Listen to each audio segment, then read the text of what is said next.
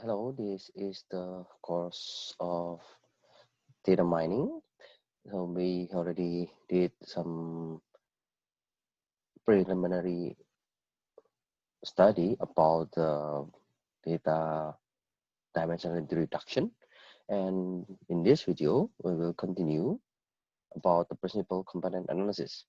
If you still remember last uh, class, we already learned about the wavelet coefficient, and then we learned the example, how can we get the wavelet detail coefficient, and after we have the HAAR, we call it the Haar wavelet coefficient, so we can know about the hierarchical decomposition structure, the error tree.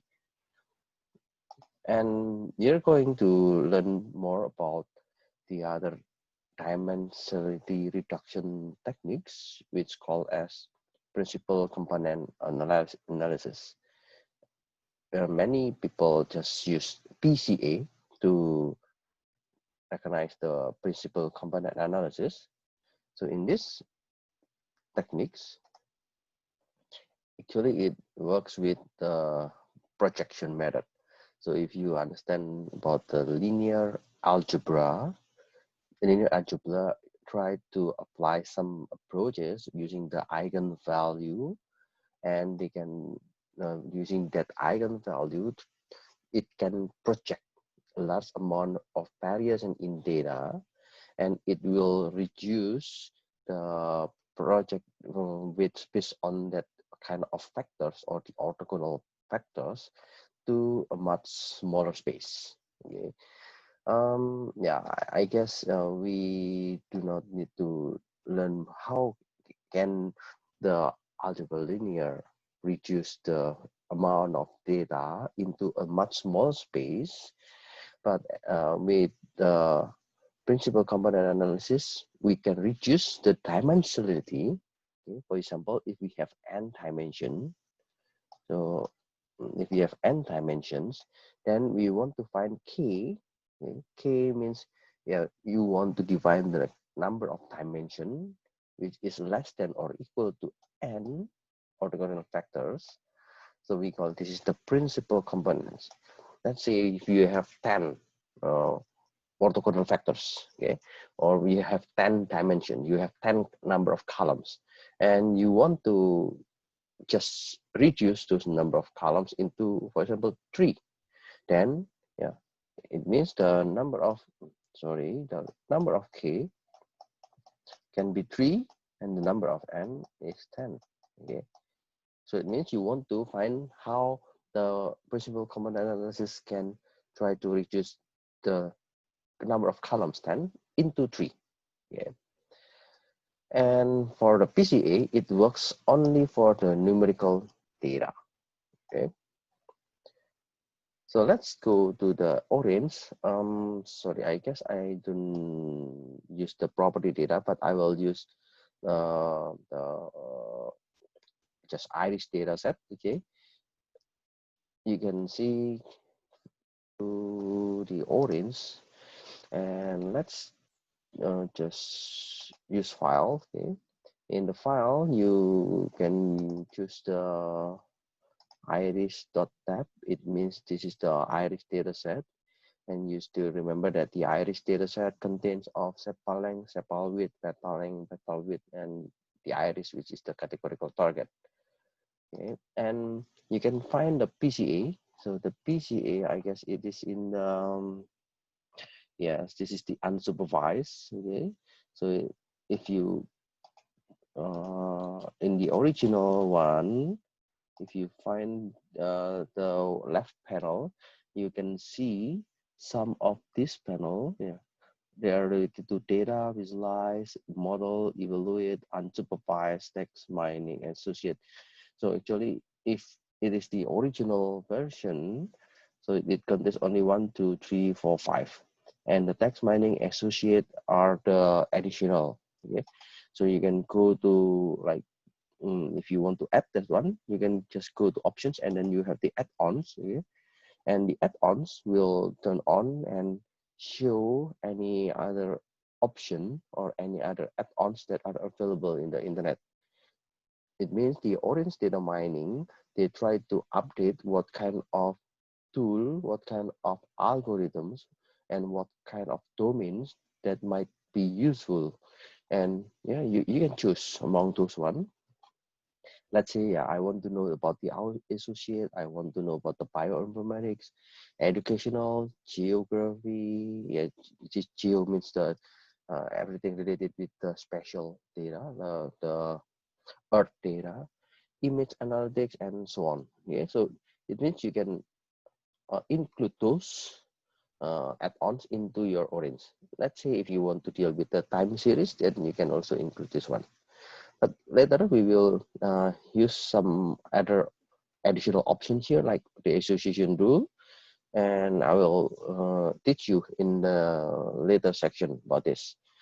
So for this PCA, unfortunately the wavelet is not available in the orange, but PCA is one of the famous tool in the dimensional reduction. It is available in orange data mining.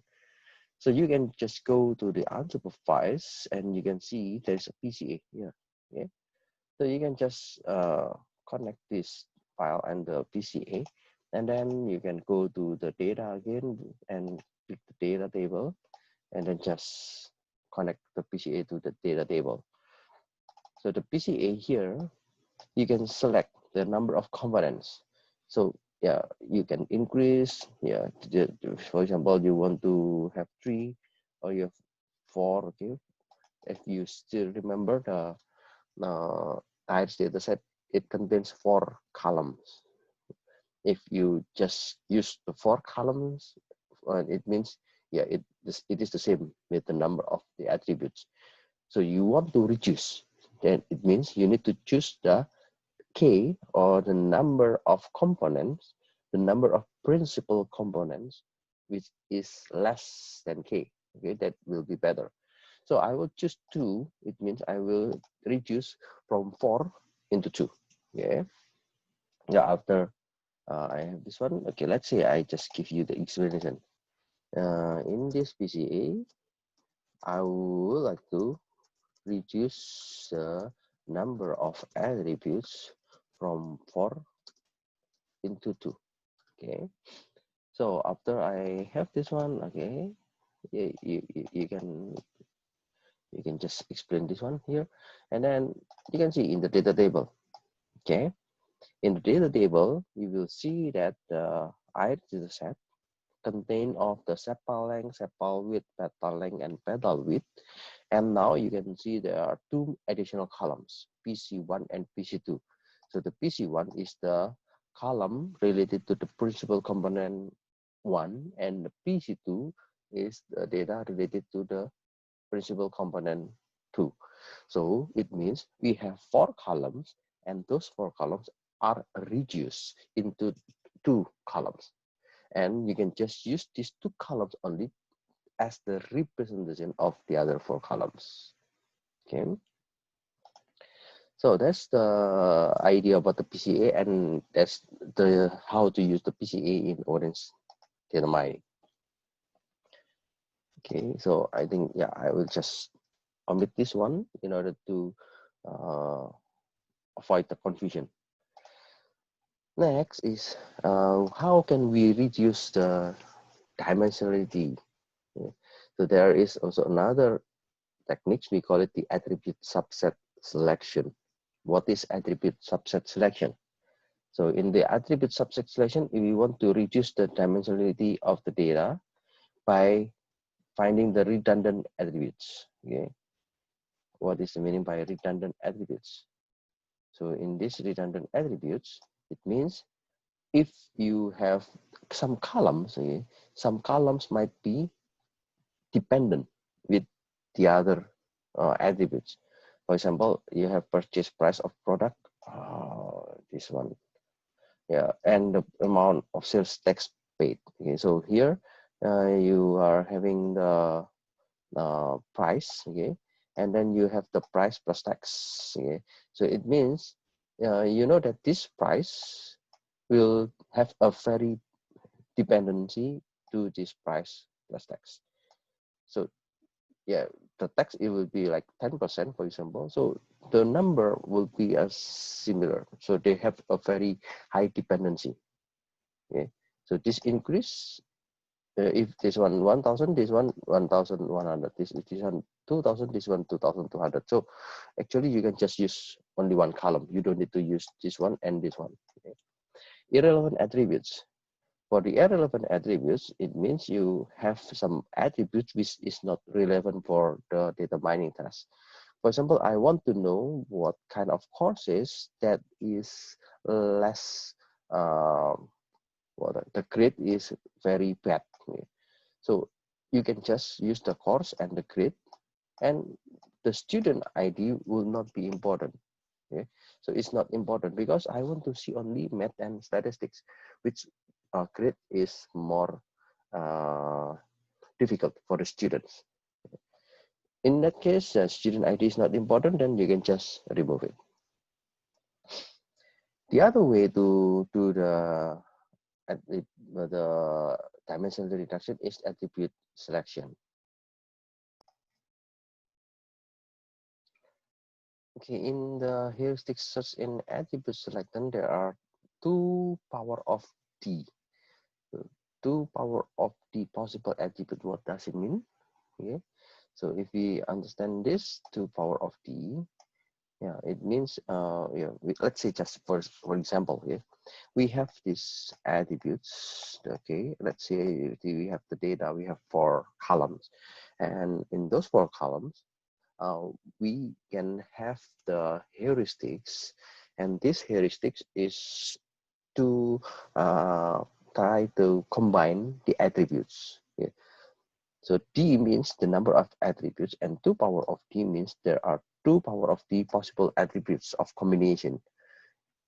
If we have 4 attributes, mean we have 2 power of 4 possible combination. It means we have like 16 possible combination. Attribute 1 and attribute 2, attribute 1 and attribute 3, attribute 1 and attribute 4, and then attribute 2 and attribute 3, and then attribute 2 and attribute 4, and then attribute 3 and attribute 4, and so on. So those kind of combination, we want to find what is the best attributes. Okay. So we want to find the best single attribute under the attribute independence assumption. So if you know the statistics, we have the significant test. It means we want to do the t-test. What about the difference between attribute 1 and attribute 2? So if they are the same in the average, we can see that, okay, we can just choose only one. Okay? If there is no significant difference, then yeah, you can do something with that one, with the analysis result. Or we can just use the stepwise feature selection. In the stepwise feature selection, we will try to select the best single attribute. And after we select the best single attribute, we will select the next best attribute. Okay, so we are having the selection step by step. Or we have another way to do the stepwise attribute elimination.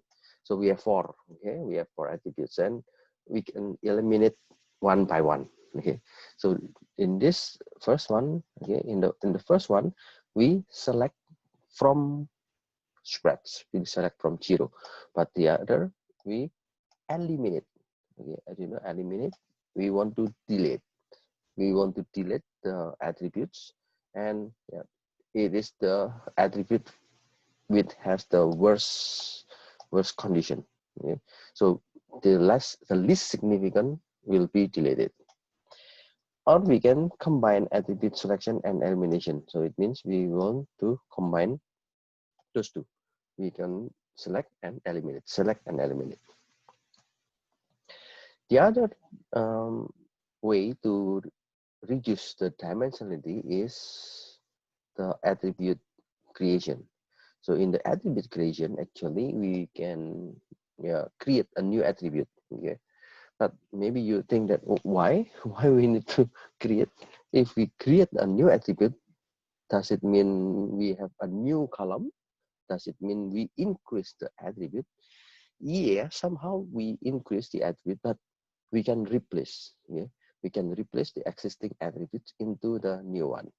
For example, if we create a new attributes, we try to capture the important information, and we can just get the information more effectively than the original one. Okay, let's say there are three methodologies. Okay, so yeah, you need to understand this one. We can have the attribute extraction. What does it mean? Attribute extraction. So this is a very specific in the domain. It very specific in the domain. It means, let's say, if you want to know the customer confidence from the income, okay, or the sales or the property, so it's very specific. So you cannot say that, okay, for this data, I can say that the rule is this one. Okay, yeah, that's true, because you may have different rules for different data. Yeah, let's say, do you think that the salary, okay, your salary here, okay, for example, we have the income data. Okay, I just want to say that the income which is higher than 5,000 K, maybe is 5 million won. Yeah, 5 million won. It means OPEC Manon. Okay, let's see. I say that the income which is more than OPEC Manon, it is high. Okay, but the income which is less than OPEC Manon, it is low. Then you don't need to uh, think about the numerical value. So you can just use the categorical value, because you just create a new attribute to define high and low. Okay, and yeah, of course, this is the extraction based on your domain idea, your rules, or your knowledge. In the other data, you may not be able to use this standard, because it might be different.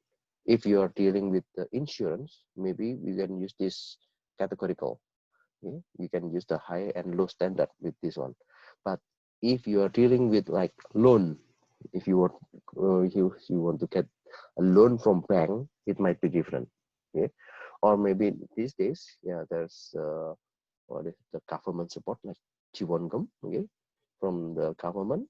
So there's also have a different standard for the high and low income. Okay? So the attribute extraction will be different based on the domain. Mapping data to new space. So this is another way. Okay, if you want to create another attribute, then you can use the Fourier transformation, or you already learned about the wavelet transformation. So you can reduce from the resolution 8, you want to reduce to resolution 4. Okay? That's also one of the way to create a new attribute with reducing the dimensionality. Or the other is we can just construct by combining features. Okay.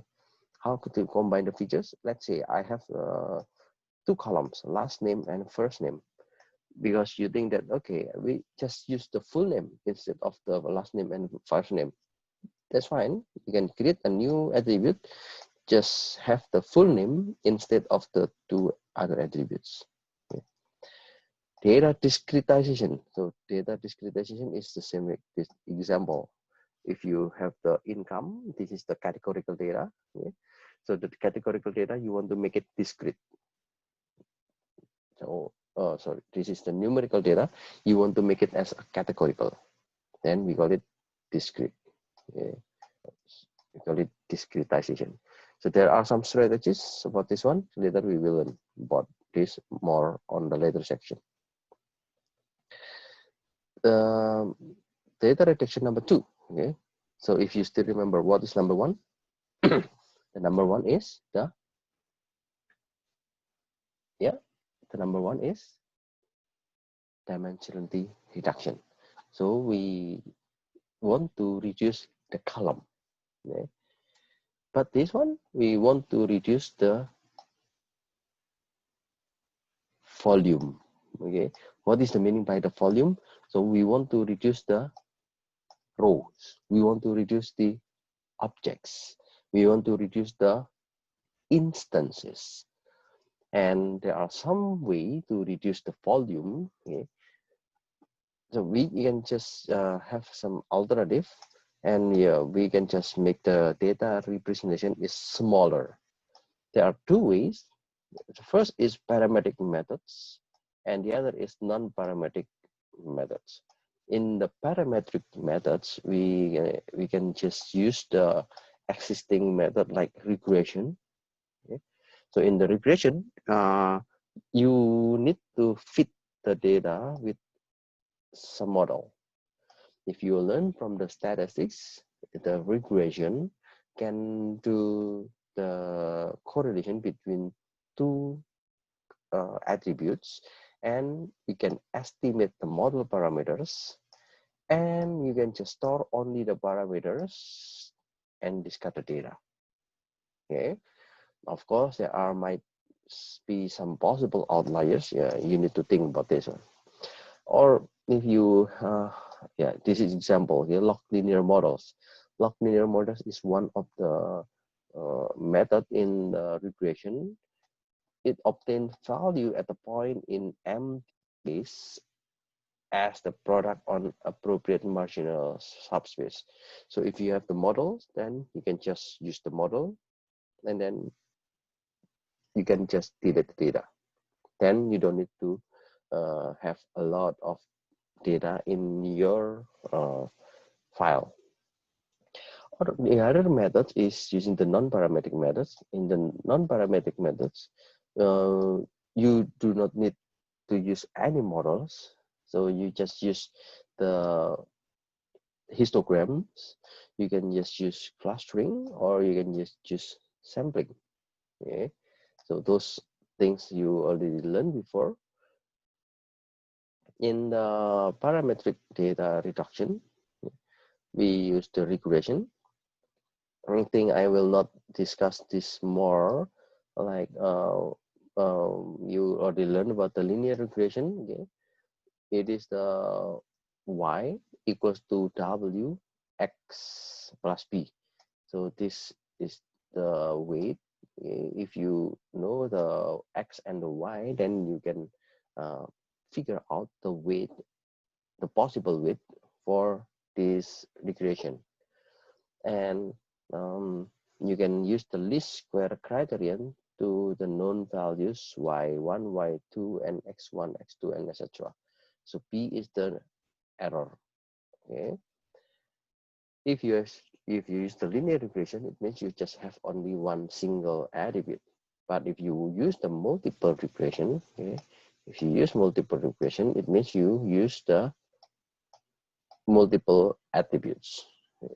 So the multiple attributes with multiple regression will give you a better model. If you are dealing with the log linear models, it means you want to approximate discrete multi-dimensional probability distributions. So you want to estimate the tuple in a multi-dimensional space for a set of discretized attributes. So it is useful for the dimensional reduction and data smoothing. Yeah. We will check later whether we can use the log linear models, but I guess you already learned the basic linear regression and multiple regression. And we will also deal with this one in the later section. So the regression analysis, I just want to discuss a little bit about this one. So the regression analysis is a collective name for techniques for modeling and analysis of numerical data.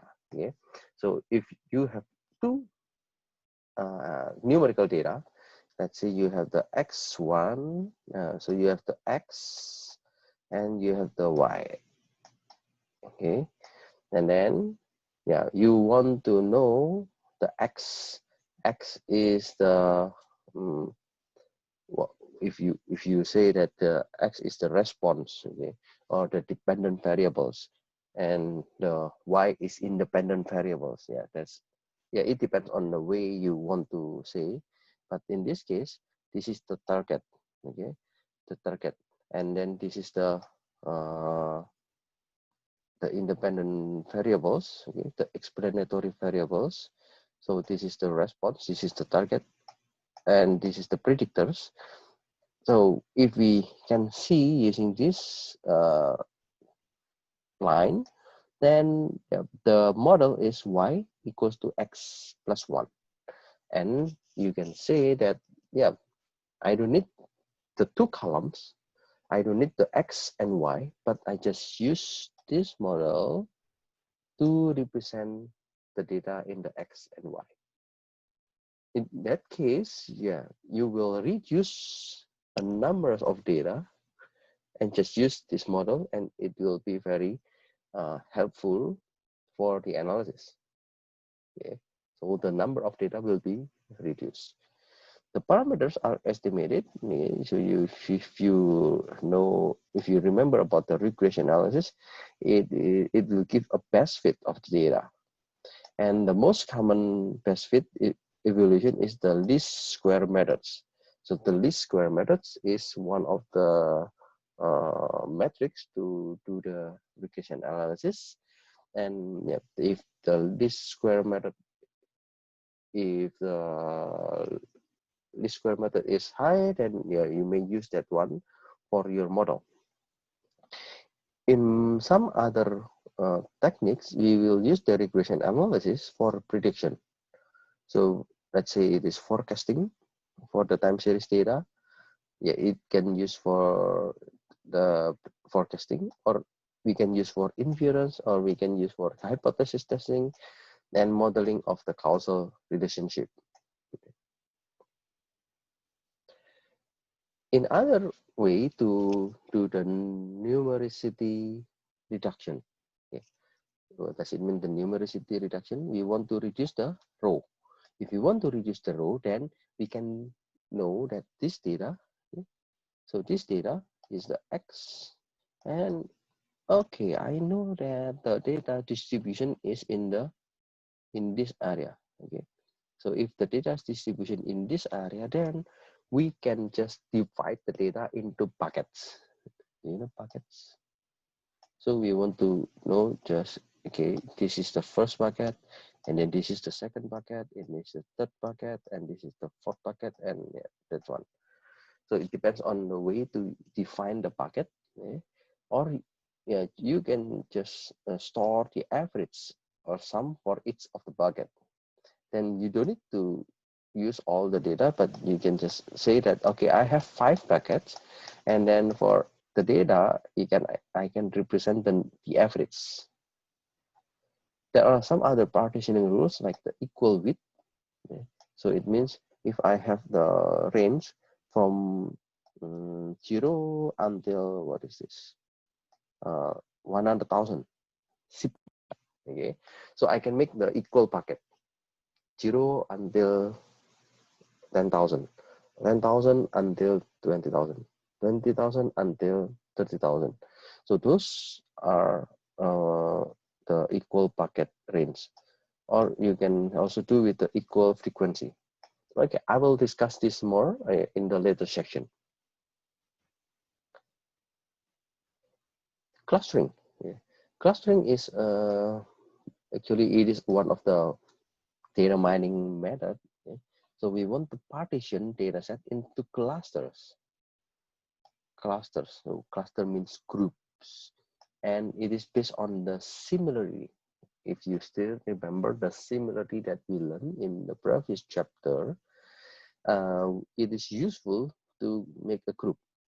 If the data is similar, okay, so if there are two data into two rows and the two rows are similar, then we can say that they are in the same group. Okay.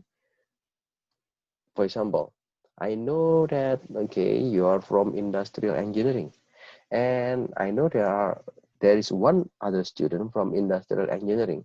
then those two students can be in a team because they have the same major. But for example, maybe you are from the other department. Okay? Let's say you are from Indonesian language department, and then maybe you're from Malaysia language department. Both of them actually, yeah, very similar. Okay, Indonesia and Malaysian language are similar. Then we can just try to make the two students into one group because they are similar. Yeah, the same with the other way of the data. It depends on the similarity measures. It depends on the how close between two data, and we can put it into one group. It is very effective if the data cluster, okay, but not if the data is smart. Okay, what is smart? Smart, it means noise. Okay, so if the data is full of noise, oh, is very uh, dangerous. Okay? For example, this one, this kid, um, in the facial or in the face recognition, if you want to make clusters, you can easily cluster like the eye, nose, the mouth, the eyebrow. Okay? And when you have like this one, the black color, okay, you can see it. So this is what we call a smart. Okay, this is what we call smart or noise. If the kids are full with black color because they already play outside, okay, they play with sand, they will play with and with anything, okay? So they just put everything in the face and then it's become black. Then that will be a noise. It's very difficult for the data mining, for the clustering tool to recognize where is the nose, where is the mouth, because now it is noise. There are many choices of clustering definition and clustering algorithms. Okay, so we will study also the cluster analysis later. Sampling. Okay. This is another thing. Okay. If you have, for example, 5 million rows, okay, or you have 500 million data, then are you going to use all those data? Oh, maybe your data might be very, very big and it is difficult to analyze. Sampling is one way to reduce the data. Okay, we want to reduce the data by, if you have a bunch of data n, okay, and you want to just sampling s, okay, so you want to just choose s. You don't want to use the all data. You don't want to use the all population, but you want to use only the sum of the data. And how can we choose the sum of the data? We need to choose this one. Why we want to do the sampling? Because allow a mining algorithm to run in complexity that is potentially sublinear to the size of the data. If you already joined the data structure and algorithm, you know about the term complexity. Okay, so the complexity means if your algorithms is good, but the algorithm runs in a very complex way. It means when you have a very big data, it will not be able to cover the solution. So you need to just have a reasonable data in order to run the analysis. So the key principle is to choose a representative subset of the data. So among 500 million data, you need to choose only maybe 1 million data. Okay? Maybe if you say that, okay, I have 5 million data and it's already very complex. Okay, maybe you can just choose 500,000 data. Okay? Then in that case, yeah, we need to have the sampling. There are some ways to do the sampling. Okay? Simple random sampling is one of the easiest way. However, with the simple random sampling, we can have a very poor performance. There will be another way to sampling is the stratified sampling. Okay, so let's see some other type of sampling. So like simple random sampling, yeah, is very easy. Yeah, just random. Okay, when you choose, you can just rush random, and there is no option. There is no rule to choose because let's say this one blue, green, blue, blue, green. So there is no such rule for this one.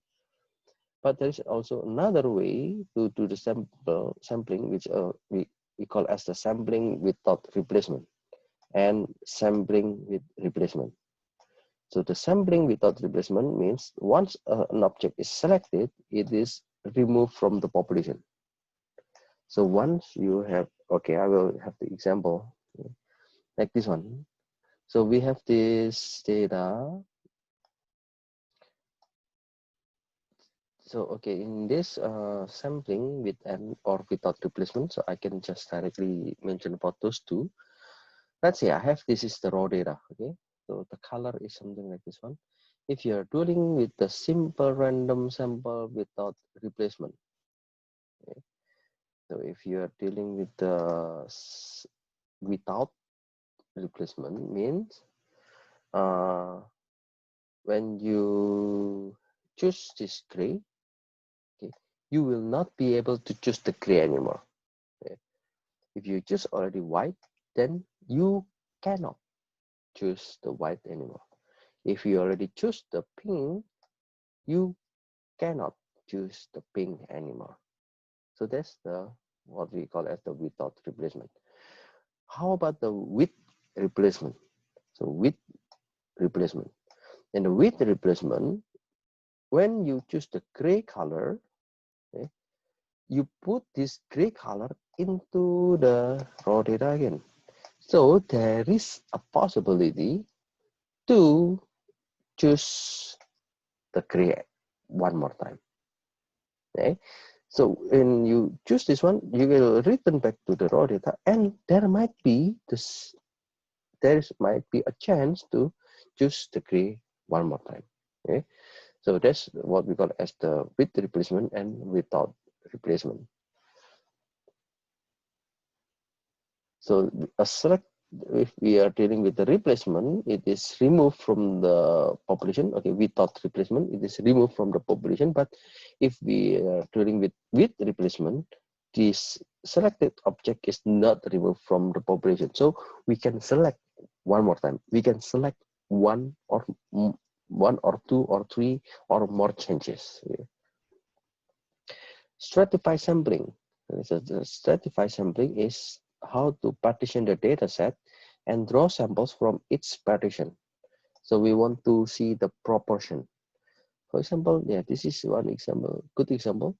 So if I know that the green, green, green, okay, then among those, I just select one. I know that in this group, they are blue for all. So among this group, I will choose one. Okay. This is another green. So among the group, I will choose one. This is another blue. So among the groups, I will choose two, for example. Okay? So we call as the stratified sampling. Can you give me an example? For example, yeah, if you are doing the election, yeah. So in the election, usually they use the stratified sampling. How can you calculate the number of people who select one candidate in Seoul? So in Seoul, there are many population, there are many people. So we just use the stratified sampling. In Seoul, there might be many districts, many ku. So in one ku, you will select how many people. In the other ku, you will select how many people, and that might be the uh, representative sampling for each of the district in Seoul, for example.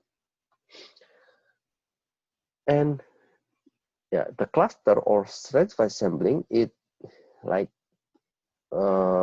choose from the clusters. So I mentioned to you, let's say this is the raw data, and I know that the pink is here in this group, and the black is in this group, and the white is in this group. And I think that this group is very, there's still a lot of data in this group. So I just want to reduce. So the cluster or stratified sample, it means I just want to use some of the data. So why I use, so if you see this one, okay, why I use this data? So among the data, maybe this is the farthest one. I can say that this data might be representing the farthest one. Or we have this data, okay, this data might be good because it is the nearest to the other group, okay. What about the other data? Oh, maybe this one, we can just delete. We don't need this one because it will, or it can be represented by this one or this one.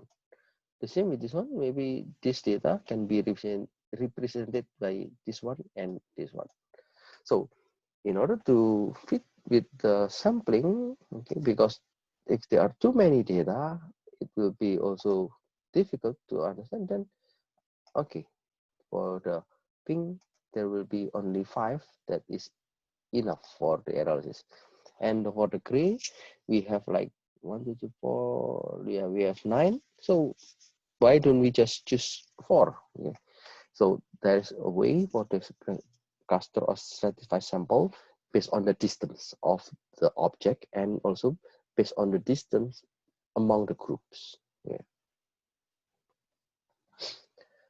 The other way to do the aggregation or the numerosity reduction, we can use the data cube. Okay. What is the meaning by the data cube? We can just aggregate the data from the individual entity of interest. Let's say I can use the sales data with regard to time, location, and item. Okay, so this is the time, and this is, let's say, this is the location or cities, and then this is the item. So the time is Q1. Do you know Q1?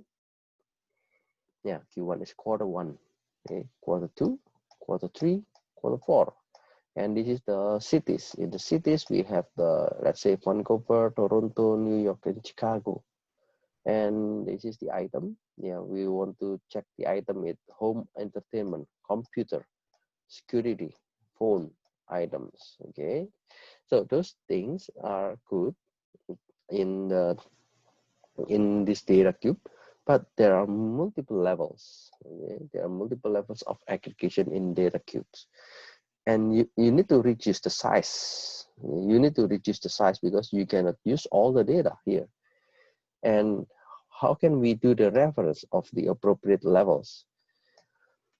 It depends on your analysis. You might think that the Q or the quarters will be enough.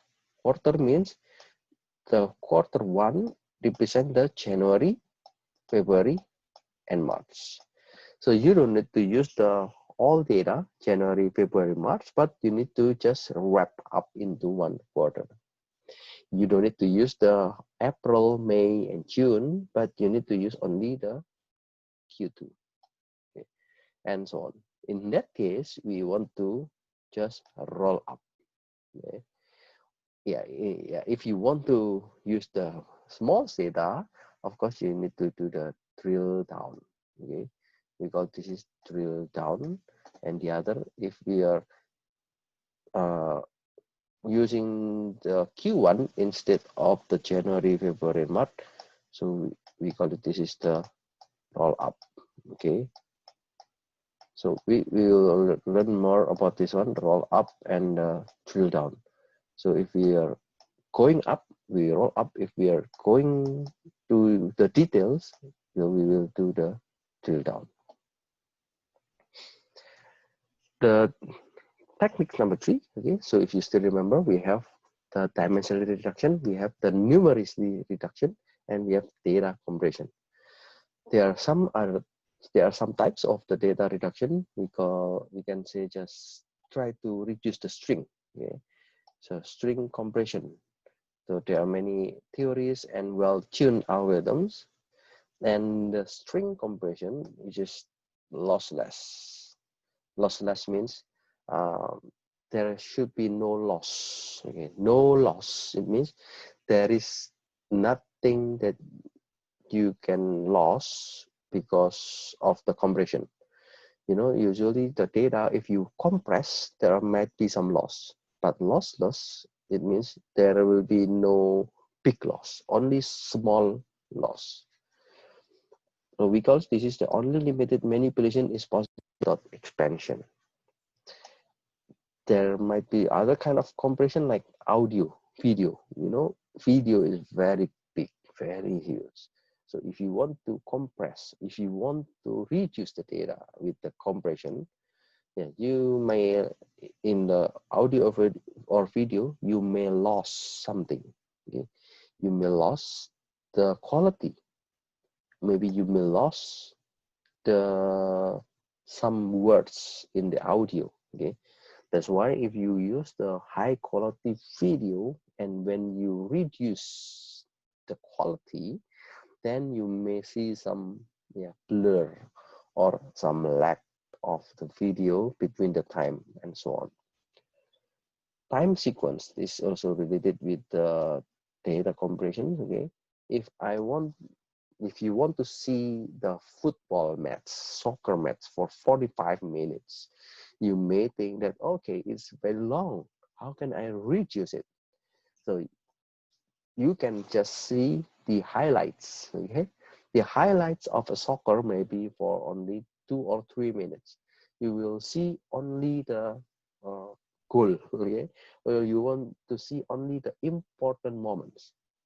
So let's say if you know the football player Son Heung-min, for example, you don't know, you want to see his performance, but you don't want to see the 45 minutes. So the highlights will be very good for the audience to see the time sequence. And there are other kind of the dimensionality and numerosity reduction for this data compression. And yeah, it depends on the type of the data compression.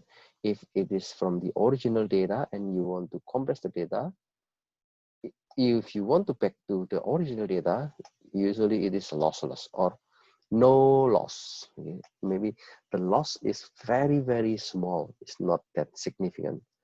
But if the original data and you want to compress it like the video or the audio, there might be some loss. Okay? Some loss, then you need to approximate from the original data. Okay, okay, then you can check whether you already understand the things that we learned before. How many data reduction strategies do we learn? And then how many regression analysis did you learn? You still remember?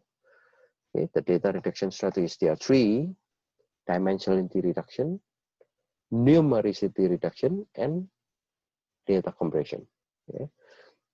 Regression analysis, there are also 3 that you learn in this slide. We have the at least linear regression, multiple regression, and then the log linear models. How many types of sampling did you learn? You learn at least 4 types of sampling. Okay. What are they? You can see the previous slide. Can you mention any type of data compression? Okay, we have the lossless and the lossy type. Okay, so in the lossless, yeah, it can be related with the string compression. For the lossy, it might be related with the audio and the video. Okay, I think I will stop here in this video and I will continue with other chapter with the other video. Thank you very much for listening. See you in the next video.